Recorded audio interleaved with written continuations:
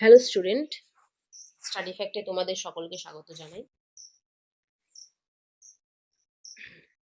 আজকে আমরা ক্লাস 10 এর ভূগোলের বায়ুর ক্ষয়কাজের ফলে সৃষ্ট ভূমিরূপ নিয়ে আলোচনা করব।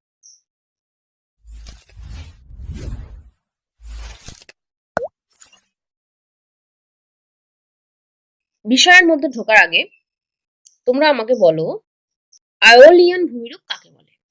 মরু অঞ্চলে বায়ুর কাজের দ্বারা আমরা জানি যে বিভিন্ন ধরনের ভূমিরূপ গঠিত হয়।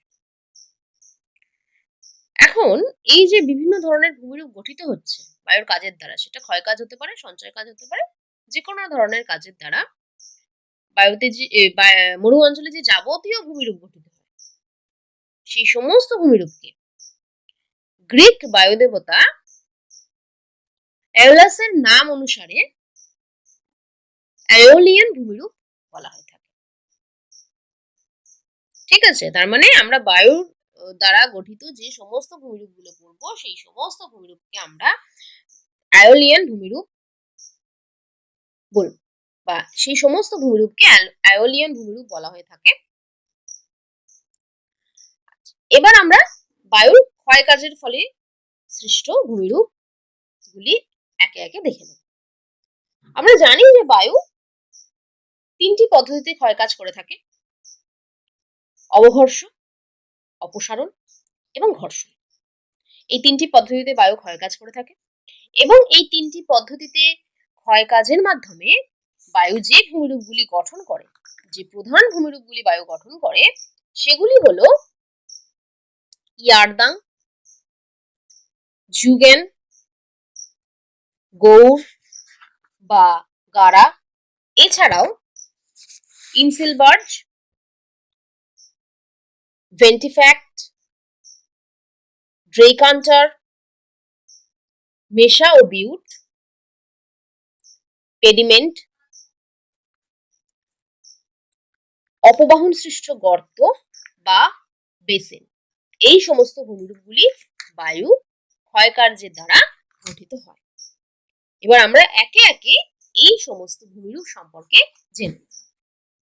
প্রথমেই আমরা যে ভূমিরূপটা সম্পর্কে জানবো সেটা হচ্ছে ইয়ারদাং। ইয়ারদাং এই ভূমিরূপটা ক্ষেত্রে কি হয়, মানে এই ভূমিরূপটা দেখতে অনেকটা মোরগের ঝুঁটির মতন হয়ে থাকে। ঠিক আছে, তো এই ভূমিরূপটা কিভাবে গঠিত হয় এবং কিরকম দেখতে হয়, কি কি বা এর বৈশিষ্ট্য আছে, সেগুলো আমরা একে একে দেখে নেব। মরু অঞ্চলে যদি কঠিন এবং কোমল শিলা পর্যায়ক্রমে উল্লম্বভাবে অবস্থান করে, তাহলে কি হয়, বায়ু যখন প্রবাহিত হয় তখন অবঘর্ষ প্রক্রিয়াতে কোমল শিলা দ্রুত ক্ষয় হয় এবং কঠিন শিলা ধীরে ধীরে ক্ষয় হয় বা কম ক্ষয় হয়, এবং স্বল্প উচ্চতা যুক্ত রৈখিক খাড়া দেয়াল যুক্ত ভূমিরূপ গঠন করে। ঠিক আছে, কারণ মাঝখানে যে কোমল শিলাটা, সেই কোমল শিলাটা অত্যাধিক পরিমাণে ক্ষয় হয়ে যায় এবং কঠিন শিলাটা থেকে যায়, তো কঠিন শিলাটা তখন পরস্পর থেকে বিচ্ছিন্ন হয়ে যায়, বিচ্ছিন্ন হয়ে গিয়ে টিলার আকারে অবস্থান করতে থাকে। এই ধরনের যে ভূমিরূপ, এই ভূমিরূপকেই বলা হয়ে থাকে ইয়ারদাং। এটা এই শিলাস্তরটা কঠিন শিলা দ্বারা গঠিত যে অংশটা, সেটা মোরগের ঝুঁটির মতন দেখতে হয়, আকৃতি বিশিষ্ট হয়, এটা কি বলা হচ্ছে ইয়ারদাং। চিলির আটাকামা, মধ্য এশিয়ার মরু অঞ্চলে এই ধরনের ইয়ারদাং দেখতে পাওয়া যায়। কি ঘটনাটা ঘটে ইয়ারদাং এর ক্ষেত্রে, না মরু অঞ্চলে তো বায়ু প্রবাহিত হয়, বায়ু যদি সমান্তরালে প্রবাহিত হয়, ঠিক আছে, শিলাস্তরে সমান্তরালে প্রবাহিত হয়, তো সেখানে কঠিন এবং কোমল শিলা যদি উল্লম্বভাবে পর্যায়ক্রমে অবস্থান করে, কঠিন শিলা কোমল শিলা, কঠিন শিলা কোমল শিলা, এরকম পাশাপাশি পাশাপাশি কঠিন শিলা এবং কোমল শিলা, কঠিন শিলা এবং কোমল শিলা অবস্থান করছে, তাহলে কি হয়, বায়ু যদি এই শিলার সঙ্গে সমান্তরালে প্রবাহিত হয়, তাহলে কোমল শিলা কিন্তু দ্রুত ক্ষয় হয়ে যায়, কঠিন শিলা সেই অনুযায়ী দ্রুত ক্ষয় হতে পারে না, এবং কঠিন শিলা দ্রুত ক্ষয় না হওয়ার জন্য কঠিন শিলাগুলো অবস্থান করে টিলার আকারে, আর কোমল শিলাগুলো ক্ষয় হয়ে গিয়ে দুটো কঠিন শিলার মাঝখানে সুড়ঙ্গ তৈরি হয়। এই যে প্রাচীরের আকার ধারণ করা যে কঠিন শিলাগুলো, এগুলোকে আমরা ইয়ারদাং বলছি। ইয়ারদাং এর বেশ কিছু বৈশিষ্ট্য আছে।